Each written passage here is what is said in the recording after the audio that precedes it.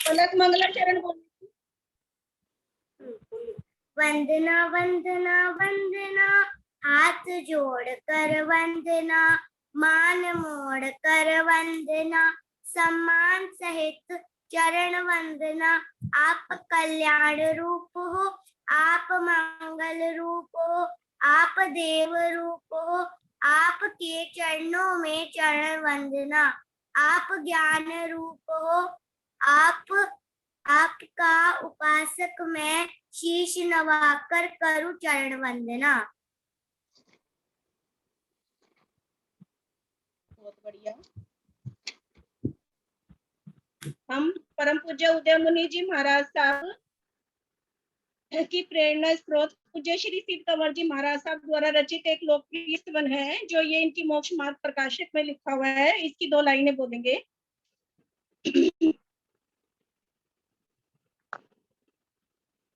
उठ जाग मेरे चैतन्य प्रभु, तू अजर अमर अविनाशी है। उठ जाग मेरे चैतन्य प्रभु, तू अजर अमर अविनाशी है। मृत्यु का भय क्यों खाता है, तू शाश्वत घर का मृत्यु का भय क्यों खाता है, तू शाश्वत घर का वासी है। धम्मो मंगल मोक्षणम, अहिंसा संयमो तवो, देवावेत्रम नमं संति जस धम्मे सयामो। आत्म सिद्धि प्रवचन श्रीमद राजचंद्र रचित, और ये प्रवचन उदय मुनि जी महाराज के द्वारा दिए गए हैं,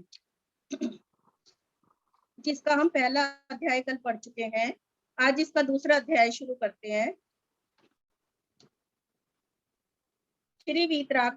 श्री वीतरागाय नमः।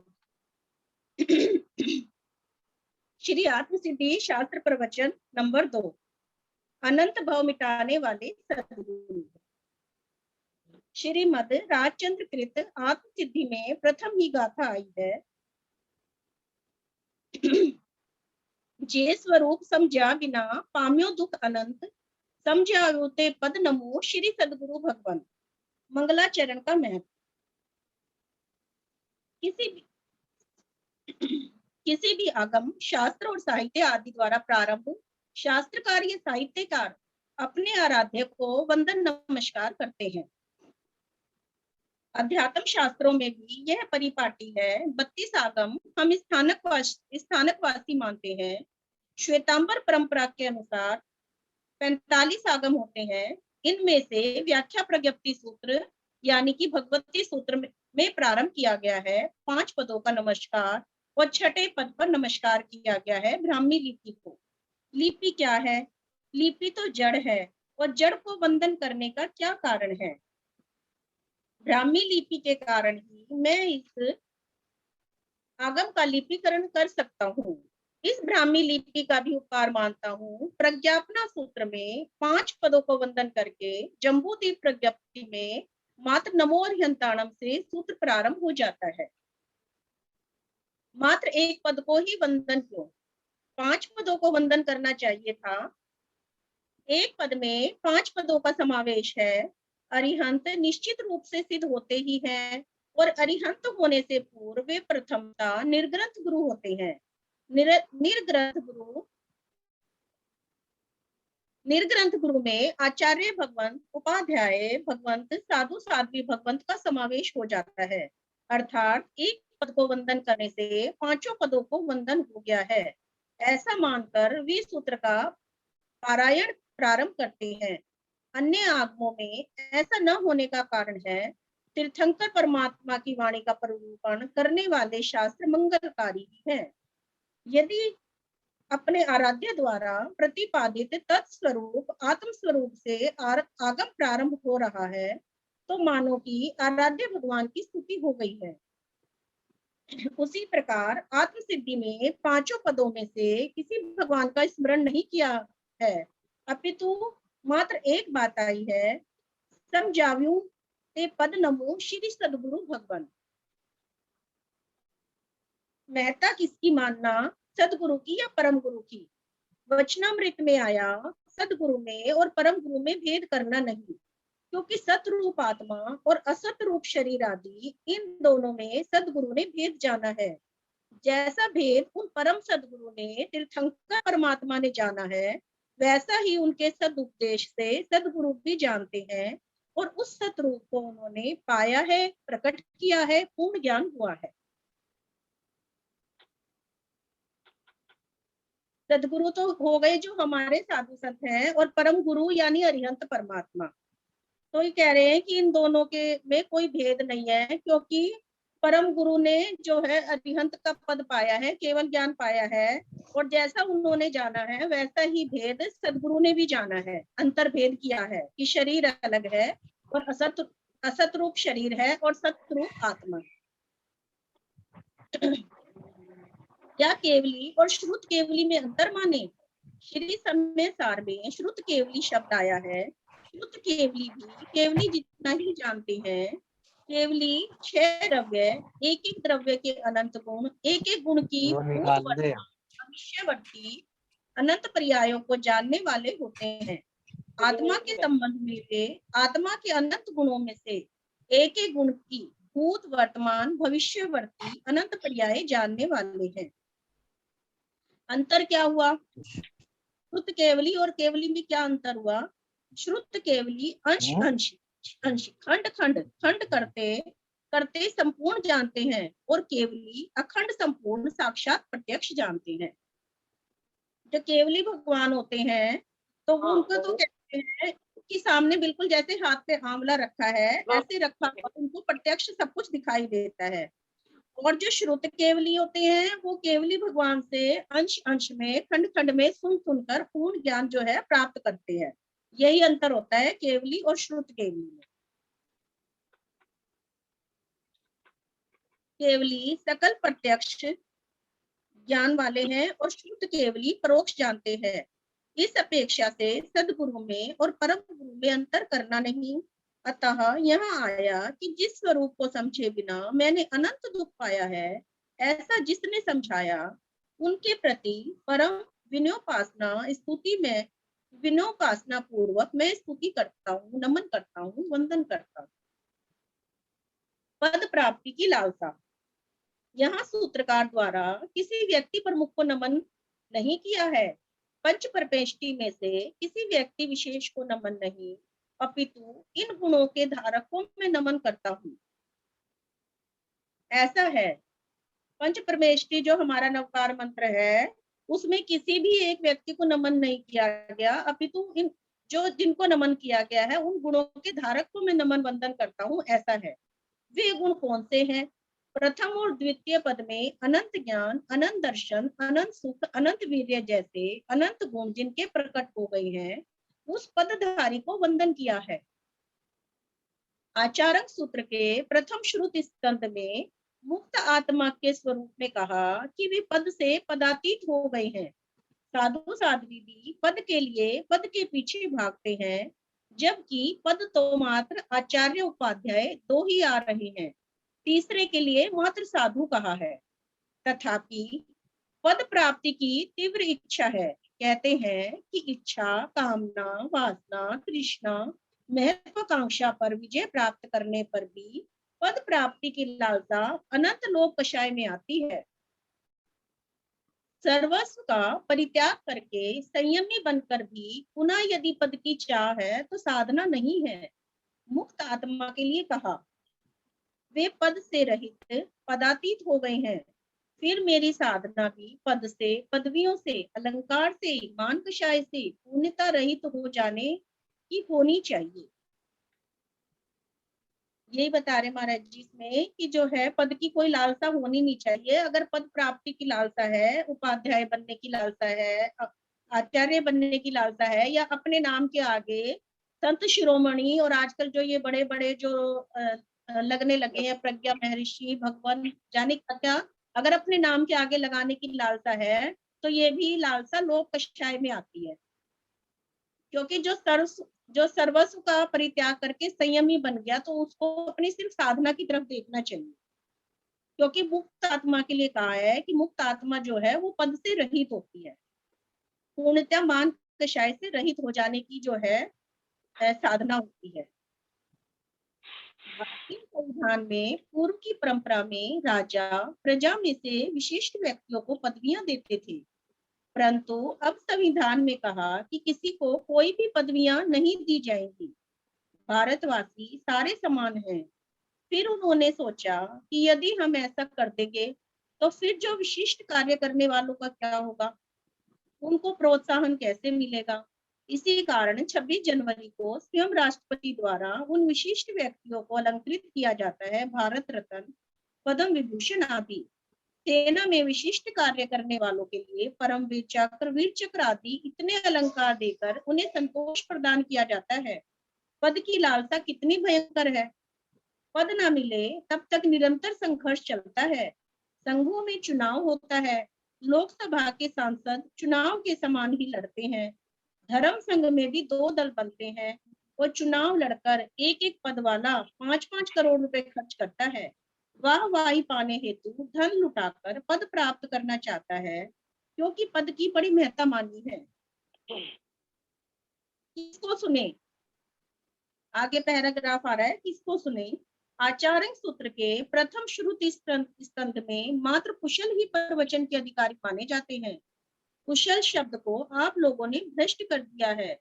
चालबाज विभिन्न प्रकार के हथकंडे अपनाकर कुशलता से अपना काम निकाल लेने वाले को कुशल कहते हैं, परंतु कुशल शब्द आचार्य सूत्र में तीर्थंकर परमात्मा के लिए आया है। मात्र सर्वज्ञ, सर्वदर्शी ही प्रवक्ता, बोधदाता, उपदेशदाता हो सकते हैं।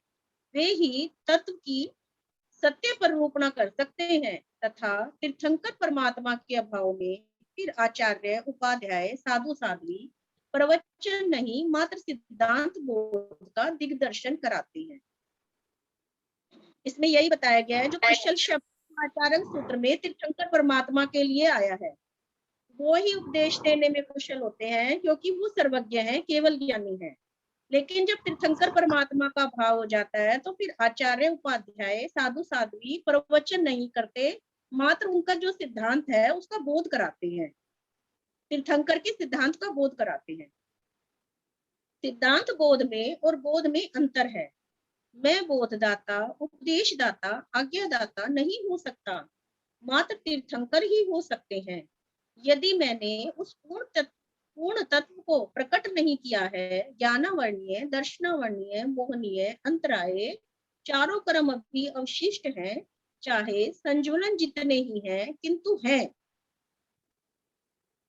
मतलब चाहे भले ही ये जो ज्ञानावर्णीय, दर्शनावर्णीय, मोहनीय, अंतराय कर्म अभी अवशिष्ट है, और चाहे संजुलन जितने हैं, संजुलन का मतलब होता है कि पानी में लकीर खींच दी, चाहे इतने ही ये कषाय बचे हुए हैं किंतु है।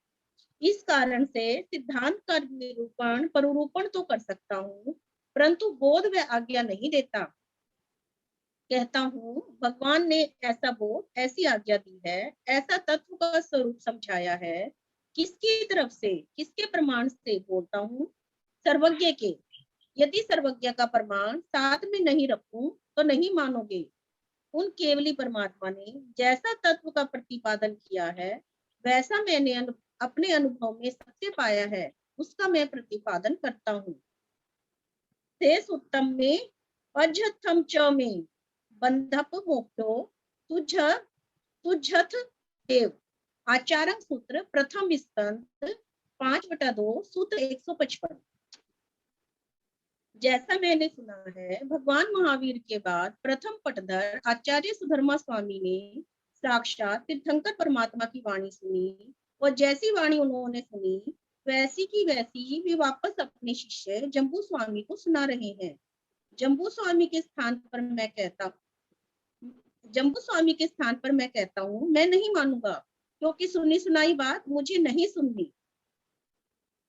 दृष्टांत देते हैं। दृष्टांत, यदि दिल्ली से बाहर का कोई राहगीर यात्री यहाँ आकर पूछे कि भाई लाल किला कहाँ है, मुझे वहां जाना है, तो वह कौन से व्यक्ति से पूछेगा?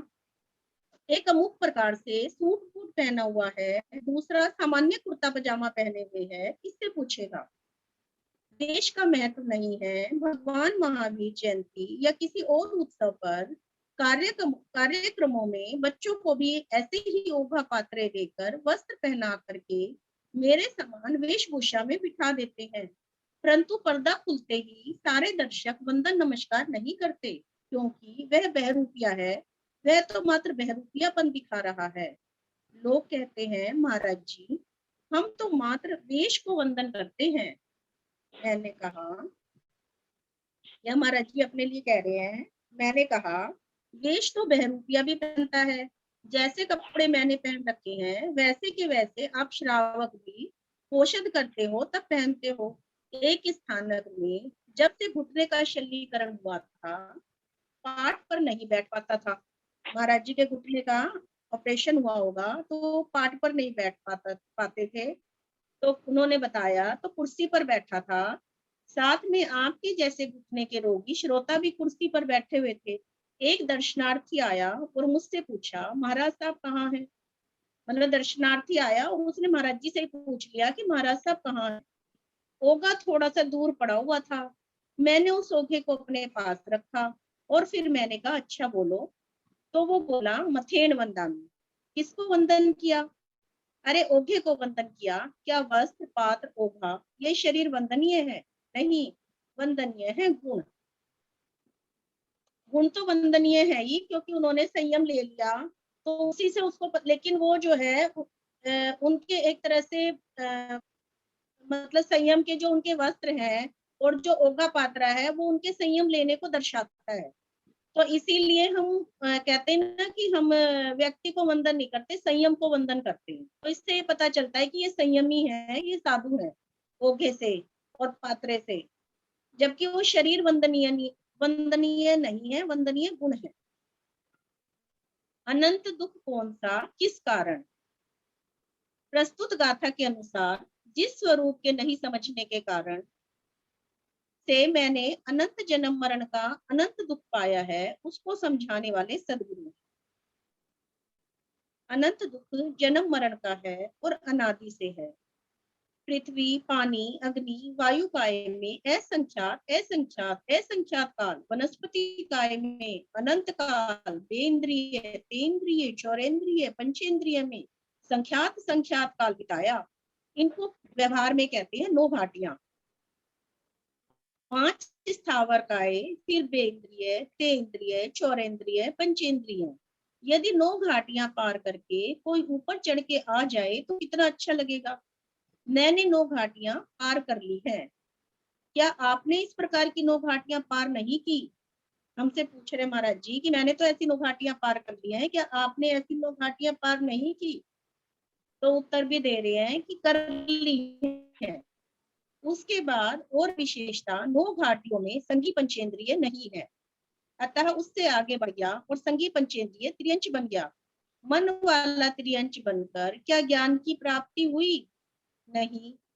यदि दो के उदाहरण आते हैं, यद्यपि 2 के उदाहरण आते हैं, नंदन मनियार का मेंढक का जीव और चंड कौशिक सर्प का जीव, उनमें पूर्व में उन दोनों को सम्यक्त हुई थी। चंड कौशिक पूर्व में महावृत्ति और मेंढक का जीव वृत्ति हो गया था।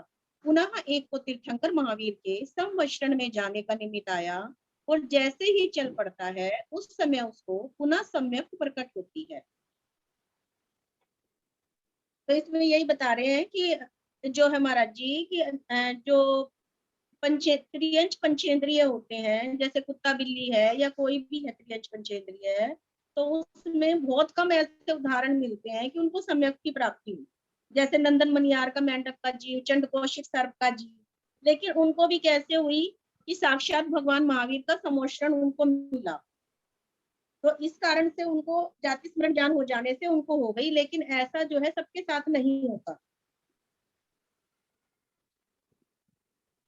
उत्कृष्ट साधक चंड कौशिक, दूसरे को महामुनि महावीर साधना करने के लिए उसकी बांबी पर जाकर खड़े होते हैं। उनके निमित्त से चंडकोशी को उस त्रियंच योनि में भी पुनः सम्यक्त हुई, यहाँ तक कि शायिक सम्यक्त हुई। और साधना कितनी और कैसी कर ली होगी, अनुमान करें। महामुनि महावीर तो अपनी ध्यान साधना पूरी करके चल पड़े थे और अब अपने फन को बांबी में डालकर सारे शरीर को बाहर लिटा देता है। सबसे अधिक डर फन का लगता है। लोग जो है फन से ही तो डरते हैं ना। फन बांबी में डालने पर कोई नहीं डरेगा। फन बांबी में डालने पर कोई नहीं डरेगा। नाग देवता प्रकट हुए, ऐसा प्रचार हो गया, ऐसा चारों ओर प्रचार हो गया कि नाग देवता प्रकट हुए हैं। पहले तो उससे सब डरते थे, चंड कौशिक सर्प से, लेकिन जब वो अपना मुंह बांबी के अंदर डाल लेता है तो लोगों में मिथ्या भ्रांति फैल जाती है। ऐसा प्रचार हो गया कि कोई नाग देवता प्रकट हुआ है। कोई दवैध चढ़ा जाता, कोई दूध डाल जाता, कोई दही डाल जाता, और वह सामग्री खाने के लिए कई प्रकार के चीटी मकोड़े आने लगे। वह खा लिया, उसके बाद फिर वे उस सर्प को नोचने लगे। अब वो चीटी मकोड़े थे, उन्होंने उस सर्प को नोचना शुरू कर दिया, क्योंकि वो तो अपने ध्यान में था। आपको ध्यान स्वाध्याय करते हुए मच्छर चीटी काटे तो ध्यान भंग हो जाता है। आपको मनुष्य और आप मनुष्य और वह त्रियंच। हमारे साथ तो ऐसा होता ही है कि हमें कहीं खारिश हो जाए, कोई मच्छर काट जाए तो हमारा तो तुरंत ध्यान भंग हो जाता है, जबकि हम मनुष्य है। और वो त्रियंच था, फिर भी उसने कैसी साधना करी कि वो हिला डुला ही नहीं, जबकि उसको चीटी मकोड़े काट रहे थे। तुलना करना, चीटी मकोड़े जिस समय काट रहे थे उस समय उसका रक्त चूस रहे थे और मांस निकल आया, तो फिर चील कोए आदि झपट रहे हैं। ऐसा करते करते सारा शरीर कंकाल हो गया है और अडोल अकंप शरीर का भी आसन है और अडोल अकंप ध्यान में लीन है। चंड कौशिक की साधना का रहस्य, यह सब उनको कैसे पता लगा? महामुनि महावीर उनको बोध देने के लिए वहां जाकर खड़े नहीं हुए थे। आप मानते हो कि महामुनि महावीर ने यह बोध दिया कि तू समझता क्यों नहीं है? पूर्व में भी क्रोध करने के कारण से इस प्रकार से चंड कौशिक बना है। क्रोध को शांत कर मैं उसको भिन्न प्रकार से बोलता हूँ। महाराज जी कह रहे मैं उसको भिन्न प्रकार से बोलता हूँ। शांत में शय शक्कर का, आ की मात्रा, न आधा नल का, तय तराजू का और रे रथ का, है हल्का। वह चंड कौशिक कौन सी पाठशाला में पढ़ने गया था कि वह शांत रहे समझ रहा था? वह शांत रहे शब्द नहीं जानता था। उसने स्वयं समझा कि मैंने उनको फुफकार मारी, लिपटा चिपटा, एक नहीं दो नहीं तीन तीन बारी डस दिया, परंतु कोई प्रतिक्रिया नहीं हुई, कोई क्रोध नहीं। मेरे जैसे कोई मेरे प्रति हिंसा द्वेष का भाव नहीं, अपितु अडोल अकंपासन एवं ध्यान में लीन रहे, ऐसा प्रत्यक्ष देखकर अनुभव में आया। महाराज जी बोल रहे हैं कि वो कौन सा किसी पाठशाला में पढ़ा था कि भगवान ने कहा वहां पर खड़े होकर, महामुनि महावीर ने, क्योंकि सबसे पहले तो मुनि बने, तभी वो शंकर तो बाद में बने, तो वो महामुनि कहते हैं। महामुनि महावीर ने ये बोल दिया कि तू समझता क्यों नहीं? पूर्व में भी तो क्रोध के कारण चंड कौशिक बना, अपने क्रोध को शांत कर। लेकिन ये इसमें महाराज जी कह रहे हैं कि वो कौन सा पाठशाला में पढ़ने गया था कि जो वो समझ गया बोलने से? वो बोलने से नहीं समझा, अपितु उसने दो तीन बारी महामुनि महावीर को फुफकार मारी, उनके लिपटा चिपटा, उनको डस लिया, लेकिन उन्होंने कोई प्रतिक्रिया नहीं की। उन्होंने ना कोई क्रोध किया, ना उसको दुत्कारा, कुछ नहीं किया। तो उससे अपने आप ही उसको ऐसा अनुभव आया कि ये ऐसा क्यों कर रहे हैं। साधना रत महामुनि महावीर जितनी शुद्धता आत्मा की प्रकट कर चुके थे, उस शुद्ध आत्मा पर जब दृष्टि जाती है, उस समय चंड कौशिक सर्प को आत्म दृष्टि होती है, आत्म ज्ञान होता है, मिथ्या मान्यता टूटती है और फिर उसके कारण से मिथ्या चारित्र से सम्यक चारित्र में आते हैं और निरंतर ध्यान में इतने लीन हो जाते हैं कि सारा शरीर कंकाल हो गया, तब भी आत्मा के ध्यान में लीन हो। यदि मनुष्य ऐसी साधना कर ले तो उसी भाव में उसी समय दो घड़ी की इस प्रकार की साधना में केवल ज्ञान, केवल दर्शन प्रकट कर ले और आयुष काल पूर्ण हो रहा हो, तो उसी समय मोक्ष, परंतु त्रियंच होने से मोक्ष नहीं हुआ। क्योंकि वो त्रियंच थे और त्रियंच कभी मोक्ष में जा नहीं सकता। मोक्ष में जाने के लिए मनुष्य और पुरुष पर्याय ही जरूरी है। देवगति में गए महाविधि से मनुष्य भव लेकर मोक्ष में जाएंगे। चरकोशिक सर। अब पैराग्राफ आ रहा है, जांचो क्या मैं मनुष्य हूँ। अब ये कह रहे हैं कि तुम अपने आप जांचो कि क्या मैं मनुष्य हूँ। यदि आप कहते हो कि हम मनुष्य बने हैं तो त्रियंच जैसी साधना भी जो नहीं करता हो वह मनुष्य कैसे हो सकता है। यहाँ पर ये हमें बोल रहे महाराज जी, हमें दुत्कार लगा रहे एक तरह से। आप तो मनुष्य भी नहीं हो, मानवीय गुण भी प्रकट नहीं हुए। पूर्व के भव में आयुष कर्म बंध के समय मनुष्य बनने हेतु 4 महत्वपूर्ण कारण थे। जब हम पिछले भव में थे तो हमने ऐसे 4 कारण जो है हमारे अंदर थे, जिनकी वजह से इस जन्म में हमें मनुष्य भव प्राप्त हुआ। नंबर 1, प्रकृति की भद्रिकता, नम्रता और सरलता। प्रकृति की यानी कि स्वभाव की। नंबर 2, सहनशीलता। नंबर 3, दूसरे जीवों पर अनुकंपा का भाव। और नंबर 4, मात्सर्य रहित, ईर्ष्या मद रहित भाव। ये 4 कारण पूर्व के भव में अधिकांश में थे। न जाने कौन सी गति में था, हो सकता है त्रियंच नरक में हो, क्योंकि इतने दुख भयंकर भूख प्यास सर्दी गर्मी दूसरे जीवों सबल मनुष्यों की मार सहन की तब मनुष्य बने। तब हम मनुष्य बने जब ये 4 कारण तो हमारे अंदर थे। और नरक त्रियंच में हमने भूख प्यास सर्दी गर्मी और मारपीट जाने क्या क्या सहन किया, तब हम मनुष्य बने। और अब यदि कोई ऊंची नीची बात घर में संग में समाज में हो जाए तो तुरंत क्रोध विष्ट होते हो, बड़बड़ाते हो, सहन नहीं होता। आज हमारे हालात जो है उसके बाद उस पर चोट करे महाराज जी कि आज हम मनुष्य बन गए। हमने त्रियंश योनि में तो बहुत कुछ सहन किया, लेकिन मनुष्य बनने के लिए हमें इन 4 चीजों की जरूरत थी। हमने त्रियंश योनि में ये सब अपने अंदर में रखा, सरलता भी रखी, सहन भी किया, अनुकंपा भी रखी और ईर्ष्या रहित मद रहित भाव भी रखा, तो उसके कारण हम मनुष्य बन गए। लेकिन आज मनुष्य बनने के बाद अगर हमें कोई जरा सा भी ऊंचा नीचा बोल देता है, घर में कोई ऊंची नीची बात हो जाती है, संग में समाज में, तो हमें तुरंत क्रोध आता है और हम बड़बड़ाते हैं और हमें सहन नहीं होता। जो सहनशीलता आदि गुण पूर्व भव में थे वे भी मनुष्य भव में आकर गायब हो गए। प्रकृति की भद्रिकता कहाँ है, न जाने कितनी कुटिलता, कितने छल प्रपंच कपट मायाचारी करते हो। प्रकृति की भद्रिकता भी नहीं रही, दूसरे जीवों पर अनुकंपा का भाव भी नहीं है। पृथ्वी पानी अग्नि वायु वनस्पति बे इंद्रिय ते इंद्रिय चौरेंद्रिय पंचेंद्रिय जीवों की हिंसा क्या रुक गई है? नहीं। आप कहते हैं कि महाराज जी हम तो गृहस्थ हैं। महाराज जी मैं तो गृह स्वामिनी हूँ, यदि मैं 5 स्थावर काय की हिंसा न लगाऊं तो आपको आहार कौन देगा? मैंने कहा आप तो मत लगाओ, आहार मिल जाएगा और कोई दे देगा, आप तो निकल जाओ। दूसरे जीवों पर अनुकंपा करने हेतु दान करना चाहते हैं। दानवीर कर्ण समाज रत्न आदि आभूषण अलंकारों से उन्हें अलंकृत किया जाता है। सूत्र कीर्तांग सूत्र में तीर्थंकर महावीर की उपमाएं दे देकर स्तुति की है। विरुद्ध में कहा अभय दान के बराबर कोई और दान नहीं है। दान देने के इच्छुकों का मैं आह्वान करता हूँ कि सर्व जीवों को अभय देकर अभय हो जाओ।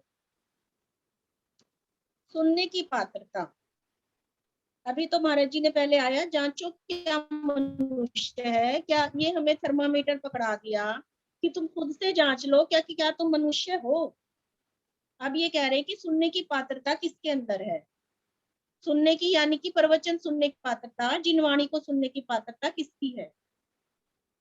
बहुत से साधक तपस्वी 28 मास खमन अर्ध मास खमन 121 365 तक भी सुने हैं, तप करते हैं। मतलब बहुत से साधक 28 मास कमन अर्ध मास कमन यानी 6 महीने की तपस्या 121 दिन 365 तक दिन के तप भी करते हैं, तब से निर्जरा होती है। यहाँ उसी अध्ययन में भगवान महावीर की उपमा में ही आया कि ब्रह्मचर्य के समान कोई तप नहीं। 12 प्रकार के तप, 6 बाह्य और 6 आभंतर, इन 12 में कहीं भी ब्रह्मचर्य तप नहीं है।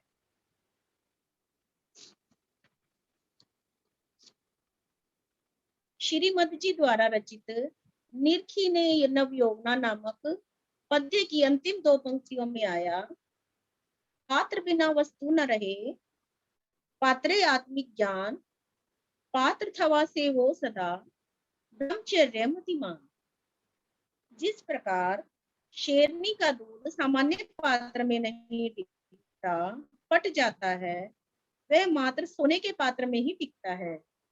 इसी प्रकार इन परम तीर्थंकर परमात्मा की सदगुरु की